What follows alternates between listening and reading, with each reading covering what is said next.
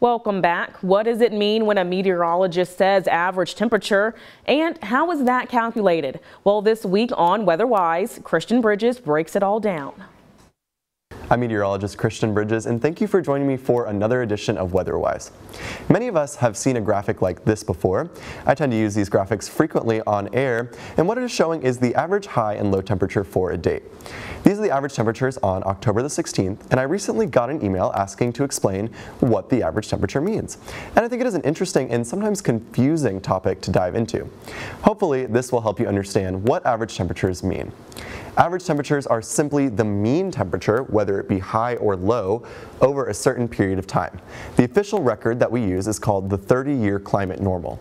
This is the average high and low temperature calculated over a period of 30 years. The actual average temperature is calculated by adding up all of the highs or lows for the date over those 30 years and dividing by how many years there are, in this case 30.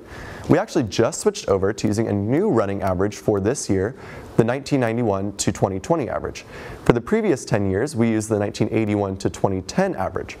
Every 10 years, the 30 years that the average is calculated from is moved. This is why average temperatures can change slightly over time. A common misconception with average temperatures is that they are what the high or low temperature is expected to be on a certain date. This is not true, as the average temperature takes into account extremes. For example, if one year on October 16th, the high temperature is 90 degrees, but the following year, the high temperature is 70 degrees, the average high temperature for those 2 years would be 80. So while you may expect the high to be right around 80 degrees on that date, you can see that it would most likely be well above or below that. Averages come from the extremes, and it is actually very rare to hit the average high or average low right on the mark. Average temperatures, of course, change with the seasons. In February, the average high is around 60 degrees, and by June, that rises to the low 90s. So when we say a temperature is 10 degrees above or below average, this does not necessarily mean anything extreme is occurring. A departure from the average is actually expected each day. So, how are average temperatures changing with time? This is a map of the difference between the old 1981 to 2010 climate normal and the current 1991 to 2020 climate normal. As you can see, for much of the country, the average temperature has risen over the last 10 years. Here in Mississippi, average yearly temperatures have risen by about 0.25 to 0.5 degrees.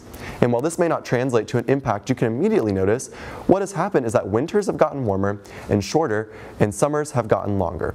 The transition seasons of fall and spring have also generally shortened.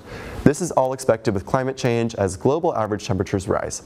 Expect warmer weather to begin earlier in the year and summer weather to persist into the fall more often over the coming years.